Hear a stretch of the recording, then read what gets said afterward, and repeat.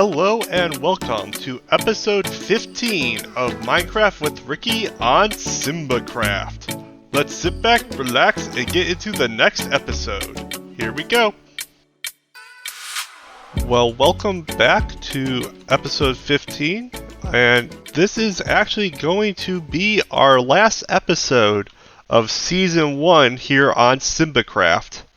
I know it's going to close a lot sooner than many may have expected, but that's okay. We've got a season 2 coming here pretty soon that we are working on, and I will be a part of it. But before we end season 1, there's a few last things that I would like to get done here. Now, the first thing I want to do is really clean up this whole beachside area and get this area looking nice. And then once we get that done, I think what I'm going to do to end this episode is going to be doing a little world tour of the other places on the server. But before we get into that little world tour, let's go ahead and get to a quick time lapse of cleaning up this beach area and really just give it the little final touches here to make it look nice. So, without too much further ado, let's get into that. Here we go.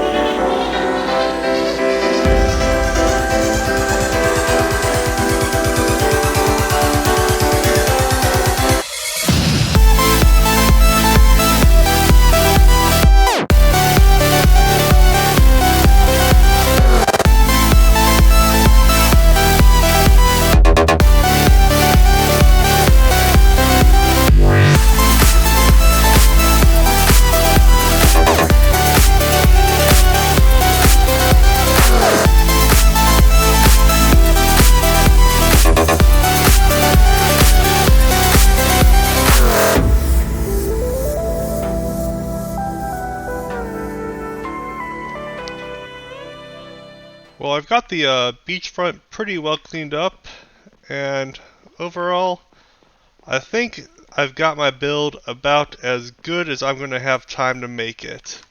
Overall, I would say I'm very happy with how this place turned out, and if I had a whole bunch more time, I'd probably do some more decorations and or cleaning up of the beachfront. Probably do another building or two, to be honest, but it is what it is. We've reached the end of the season, and this is just going to be where we're going to have to leave this build today.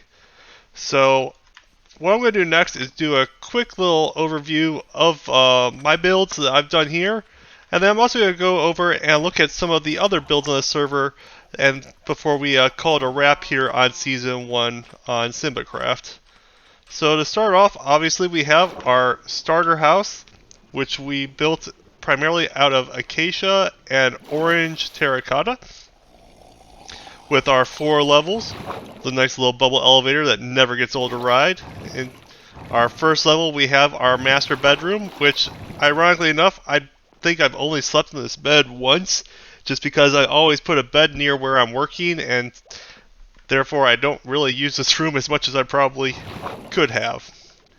We have the map room, which really could use one more update, but overall there really has been too many changes to the map per se, other than Ravencore is actually built north of where my map ends, so I would have to add that, and I believe Deosil is actually here west of where this map ends. So I needed to make the kind of shrunk in a little bit more to get everyone on the server. But for Season 2, I will probably do another map-like thing, just because I think it's really cool and a neat way to just see the progress of the server as it goes. On this floor we have our storage room. Oh, excuse me. Gotta be careful of that hole in the floor. As I was saying, we have our storage room here, which I actually have done a pretty decent job of keeping cleaned up. There are some blocks that probably can be transferred, but overall I'm pretty happy with that. And then our super smelter up here. And we also have our new build. Now for this one, I don't have a good way down except to just jump into our lake below. And as we come along here onto our base floor, we've got our villager breeder, which we can see, and then the villagers as they are being ready to collect and put onto a minecart to send where we need them. And if I take the elevator up, we have all of our librarians up here. It would turn out that a zombie had gotten in somehow, so I'm going to have to reconvert these guys. That's pretty simple to do. And then up here is just an empty room that I haven't really added anything to. And as I keep going up, we get into our nether portal.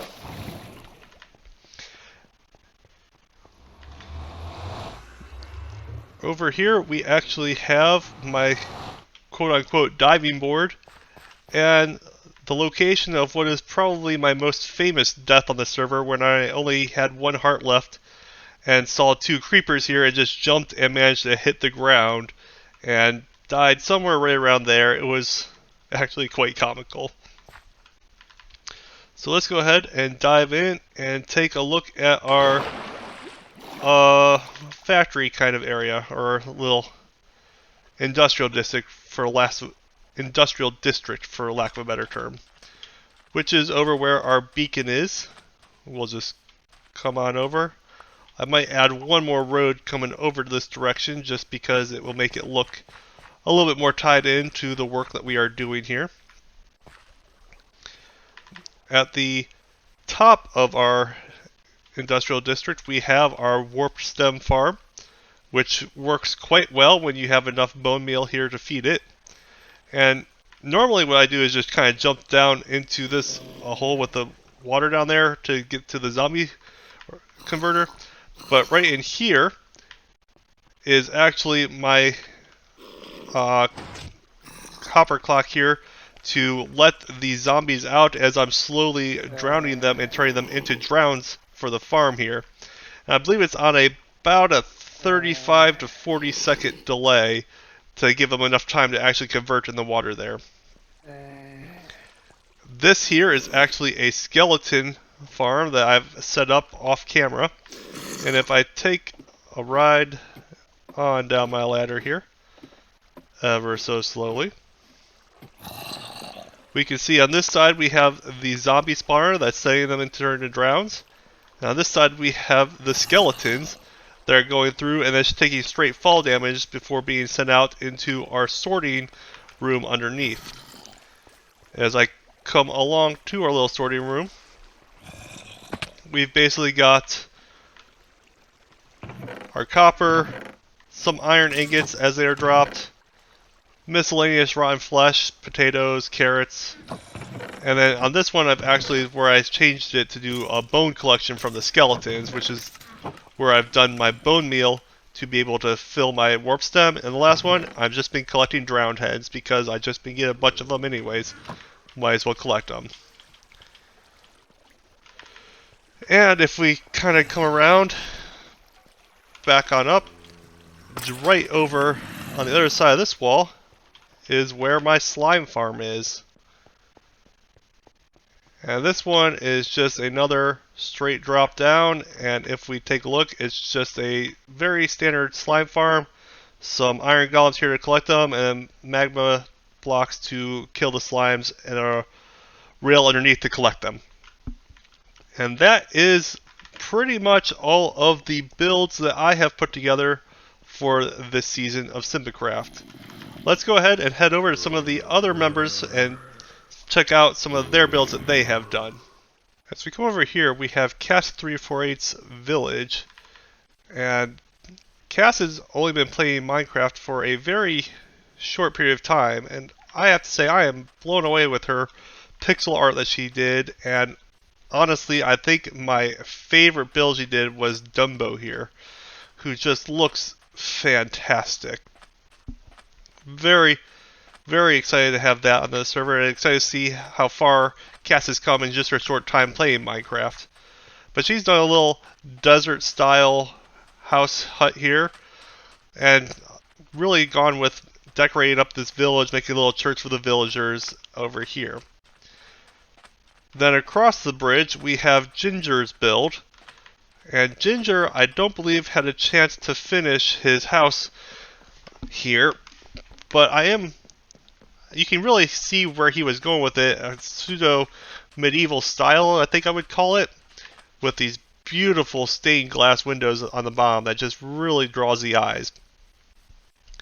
The interior is very much undone, and maybe season 2 he can have enough time to finish the interior for his build, but I have to say just from the exterior alone this was a beautiful structure, and it's just unfortunate that he didn't have the time to finish this build. As we continue in the desert, we have Ziggy's Cooper Petty sign and house.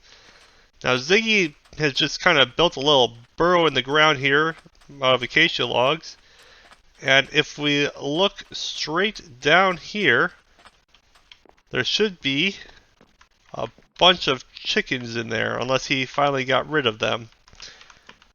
And the culprit for these chickens may or may not have been me. But I put a little launcher here and just filled this whole room with chickens, and he, in one of his episodes, just woke up to the server on that, and I think it gave him a little startle. So that was a fun little time. As we get to the end of the desert, we come over to where Diocil's been working, and it looks like he's been doing primarily just various little farms, including the mob farm that provided the gunpowder to make all the rockets that I believe I would constantly just buy them out of stock even when I don't have an elytra. Just because you never know when I might get the elytra and need to use the rockets. So he's just got a little burrow here as well. He was a late comer to the server, so didn't have a lot of opportunity to build on it. But you can definitely see where he was going with this little burrow look here. A lot of farms, and I'm excited to see what he could do with a full season's amount of time to add to the server. And here we have our shopping district that was decorated by Ravencore to kind of give it a much more beautiful look than just the standard village that was before. And in the shopping district we've got the copper, what was it? I forget what he called the store. The Copper Exchange store, that's it. Ginger sold some armor and tools. I tried selling a map that never made any sales. Ziggy tried selling some pictures of various scenes on the server.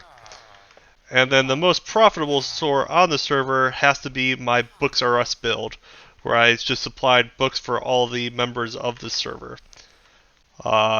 Overall, I'd say it was extremely profitable as we look at the diamonds that I managed to collect to the time of the server. And I'm quite happy with that. I might have to do villager training books in Season 2, or I might do something else, still to be determined. And here we have Raven's Cavern Ravine that is just beautifully decorated, that I helped her dig out earlier on in the season. And her little storage room that I don't think she ever had the opportunity to really complete this build either, but has a nice little lush bridge here, and our wonderful moss farm here, which I have provided a lot of bone meal for, but she did the work to build, and this moss has been very useful for some of the builds. You can definitely see that she's done a lot of work with those moss blocks in her build here as well.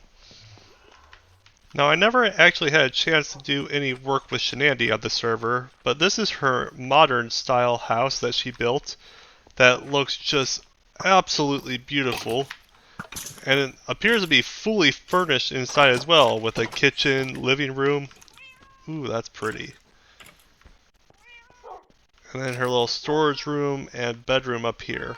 I really like the way that this build turned out, and it's unfortunate I never had a chance to work with her on this season.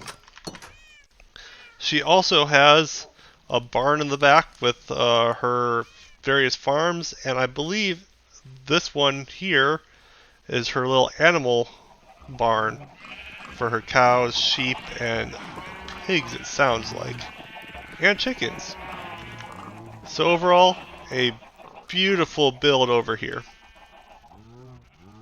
As we go through the dark forest on the far side of my house, we actually come across Ghost Dart's little medieval starter house that he managed to put together this year, or this season. Now, Ghost Dart was also a newer member on the server that joined about halfway through, so he didn't have a whole lot of time to build. But even with the little time he had, this is a very cute little medieval style house castle that he's put together that I really quite enjoy. The final stop on our tour here is Psychozor's Diorite Castle. And true to his name, it is a lot of diorite. But he's done a nice little job of kind of making it work with the cobblestone inside with these dark oak doors. And he's actually, I believe, my closest neighbor, because my house is just across the river, just outside the render distance there. Psychozor is another person that I never really got a chance to work with this season, and maybe I will in the next season if things work out. But it was nice to get a chance to go through and see all the different individuals on the server's builds and what they were able to do here on Season 1. Well, now that we're back here at the house, I want to say a sincere, heartfelt thank you to each and every one of you that has stopped by to visit throughout Season 1 of Minecraft with Ricky on SimbaCraft. I've got a special little treat for you, and it's just a small group of clips throughout Season 1 of some of our highlights together that I thought I'd share real quick before we call it a wraps here on Season 1. So please check out some of our favorite moments throughout Season 1. Alright, so like I was saying, I'm thinking of doing chains. Large chains for this build. Maybe. Or do I go more modern style? I'm very undecided on how I want to build this, but I do know I need to do a lot of resource gathering regardless of what I do. So I think what I'm going to actually do is go down and get a bunch of deep slate and have that so I can begin constructing on the build. Scary, scary. Ow, ow. No, no, no, no, no.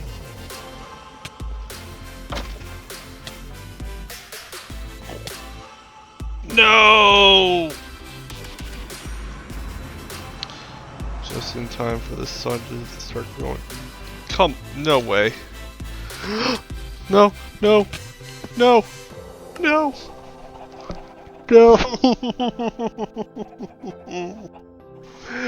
No, that did not just happen.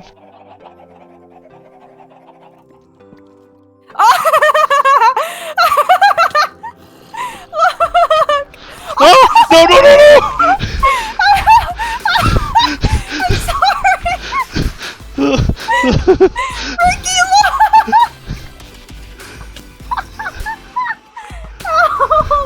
Wait, what do you have? Oh yeah. Silverfish Bros. Silverfish Bros. Silverfish egg at my base. I couldn't have it.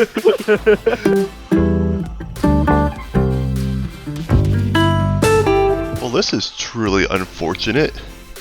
I signed back on this morning, and apparently I had starved enough while AFKing last night. So I gotta figure out how to stop that.